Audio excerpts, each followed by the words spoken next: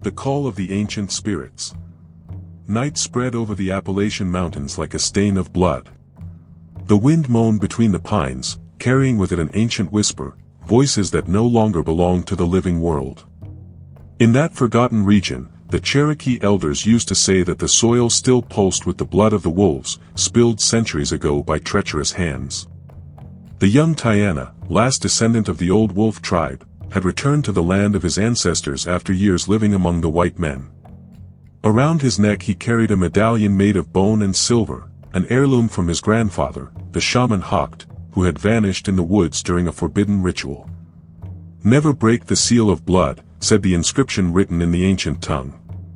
But Tiana didn't know what it meant, not yet. That first night back, he camped by the banks of the Etowah River. The silence was heavy, almost solid. The fire flickered weakly, and in the flame's reflection he swore he saw distorted faces among the trees. White eyes, fixed, watching. From somewhere deep in the forest came a distant chant, voices speaking in Cherokee, voices that shouldn't exist. Then something answered from across the river, a howl. Not that of an ordinary wolf, but something that sounded almost human. Tiana tried to sleep but dreamed of blood. He dreamed of warriors covered in pelts, kneeling before an altar made of bones. He dreamed of his grandfather Hocht holding an obsidian blade and cutting open his own chest, offering his heart to a creature with burning red eyes. When he woke, the medallion around his neck was scorching hot, glowing like a coal. The ground around the campfire was covered in footprints, human, but with claw marks. In the river, the water had turned crimson. He knelt down and saw another face reflected over his own, the face of a wolf with human eyes. "You have heard the call, Tiana," whispered a voice inside his mind. "The blood must be purified. And you are the last of the wolves." And that was the night the curse awakened again, after 200 years of sleep. If you're hearing this story now, remember, some legends should never be told, but here, on Blood of the Ancestors, we dig them up anyway. Subscribe, and follow me down into the heart of darkness. The Forgotten Ritual. At dawn, Tiana followed the tracks into a clearing where time itself seemed to have stopped. In the center stood stones arranged in a perfect circle, ancient altars covered in moss and bone fragments. He recognized the symbols carved into them, the same patterns that marked his medallion. When he touched one of the stones, the air grew heavy and the forest went silent. The wind ceased. The birds stopped. A thick mist rose from the ground, and within it a figure began to take shape, the spirit of Hocht, the lost shaman. "Why have you called me back, grandson?" the spectral voice asked. "Do you not understand what the blood carries?" Tiana tried to answer, but his throat closed tight. The trees around him began to bleed, dark veins dripping from the bark. The earth beneath him pulsed like living flesh. Hocht raised his hand, and the mist turned into shadows with human faces, the ancient warriors of the wolf tribe. They were trapped, condemned to wander between worlds for betraying the sacred pact. In the 18th century, when the colonizers invaded their lands, the Cherokee chiefs sought the power of the wolf spirit to win the war. But the ritual demanded sacrifice, pure blood. Hocht had sacrificed his own brother. The spirit, enraged by the impurity of the act, cursed the entire lineage. "Now the blood demands blood," Hocht said. "You must finish what I began." The spirit extended a dagger of obsidian. The blade reflected not Tiana's human face, but that of a creature with fangs and burning eyes. As he touched it, something inside him shattered, the seal of blood was broken. A feral scream echoed through the valleys. The mountains answered with thunder. The river rose, furious, and the moon, even in daylight, appeared in the sky, stained red. From that moment forward, Tiana would no longer be human. If you've made it this far, prove you're fearless. Leave a like and subscribe to Blood of the Ancestors, because the true curse has only just begun. The Rebirth of the Wolf. Tiana's body fell upon the cold ground, convulsing violently. The veins in his arms darkened, and his eyes began to glow with an intense amber hue. He could taste the metallic sting of his own blood filling his throat. It burned inside him like liquid fire. The pain was inhuman, a torment that ripped his soul apart. From the forest came howls, but not from ordinary wolves. They were hybrid voices, half human, half beast, as if the ancient warriors of the wolf tribe were answering the call of a new leader. The spirit of Hawk watched from afar, motionless, his gaze drowning in guilt and sorrow. "You have opened the seal, my grandson. Now the spirit will choose you, or destroy you." The wind swirled violently, carrying the scent of wet earth and rotting flesh. The mist twisted into the silhouette of a wolf made of smoke and shadow, the ancestral wolf spirit, the true guardian of the cursed. Its eyes glowed red like molten iron, and from its jaws dripped a thick, black liquid, ancient blood. "You are the last pure blood," the entity growled, its voice echoing inside Tiana's mind. "The one who must pay for the crimes of those who came before. You will not inherit power. You will inherit guilt." The ground beneath him split open, revealing an abyss of bones. Skeletal hands clawed at his body, pulling him down until the earth swallowed him whole. Deep within that darkness, he saw flashes of the past, the Cherokee wars, the unholy pacts, the profane rituals. He saw the moment his people sacrificed the innocent in the name of vengeance. When Tiana emerged from the abyss, he was no longer the same. The medallion had fused into his skin, and black claws grew from his fingers. His body pulsed with an ancient force. The roar that erupted from his throat made the mountains tremble. He felt hunger, not for food, but for blood. Do you feel the weight of the curse too? Then don't turn away now. Subscribe to Blood of the Ancestors and follow the story of the man who became a beast, and the beast who became the spirit of Cherokee vengeance. The Massacre of the Red Moon. That night, the moon rose stained in crimson, a blood omen. The villagers of the Etowah Valley whispered tales about shadows that walked on four legs but left human footprints behind. Tiana wandered through the trees, uncertain if he was still a man. The scent of fear guided him.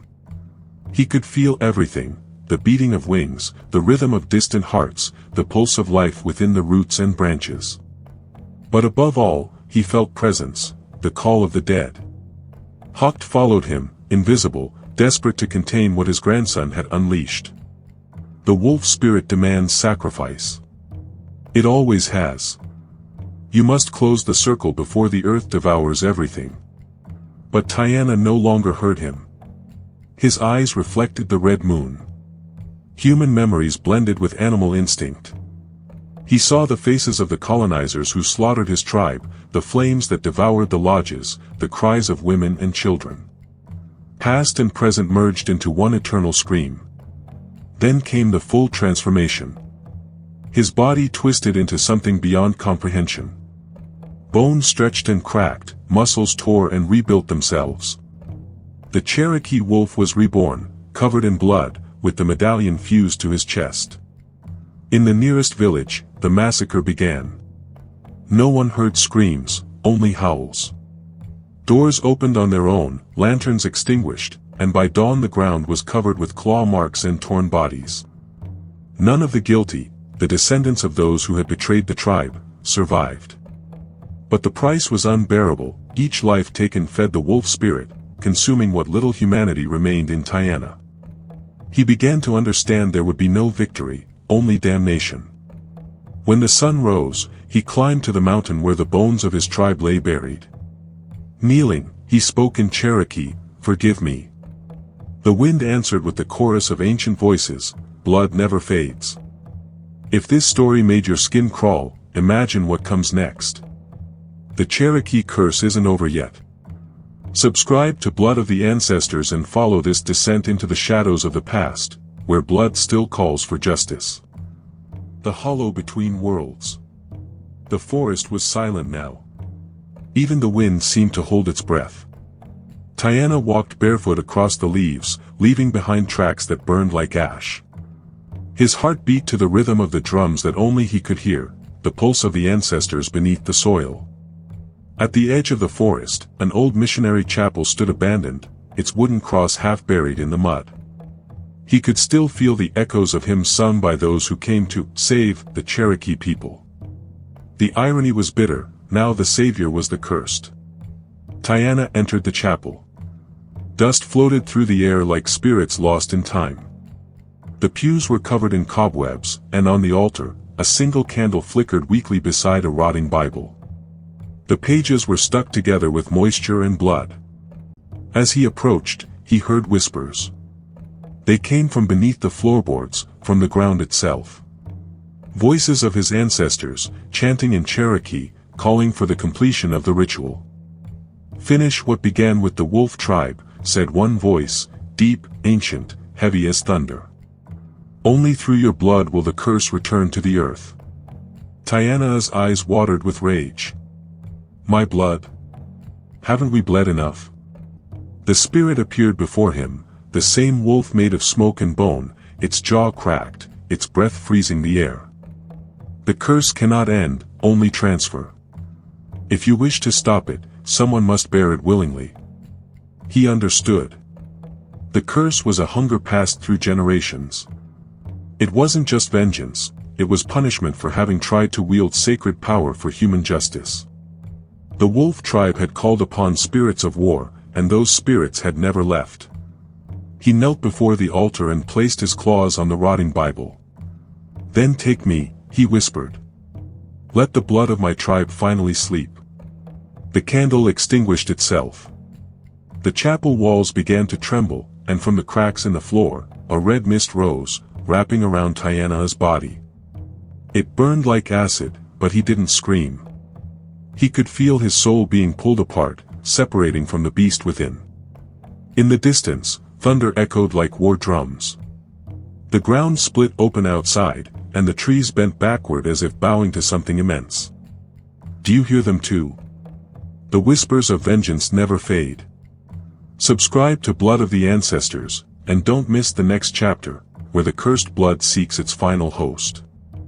The last ritual of the wolf. Night fell again, and with it came the storm. Lightning cracked across the mountains, illuminating the forest like the flash of ancient battle.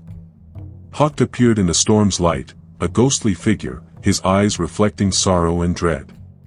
"You cannot stop the curse, Tiana," he said. "But you can choose where it sleeps." Tiana's voice was calm, almost empty. "Then let it sleep in me." He began the final ritual. Circling stones were placed around him, each marked with symbols carved by the first shamans of the tribe. He cut his palm with a bone blade, and his blood flowed onto the stones, hissing as it touched them. The forest responded, animals fled, trees groaned, and the sky itself bled rain. The wolf spirit emerged one last time. Its massive form towered above him, composed of countless faces, warriors, mothers, children, all the souls bound to the curse. Their mouths moved in unison, whispering the same word, blood. Tiana lifted his head. "You will have it. But it ends with me." He drove the bone blade into his chest. His scream echoed across the valley, blending with thunder and howling wind. The medallion on his chest burst into light, a blinding red flame that engulfed his body and the spirits. For a moment, everything was silent. Then the light collapsed into a single drop of blood that fell into the soil. Where it touched, a flower grew, dark red, shaped like a wolf's fawn. The forest fell quiet.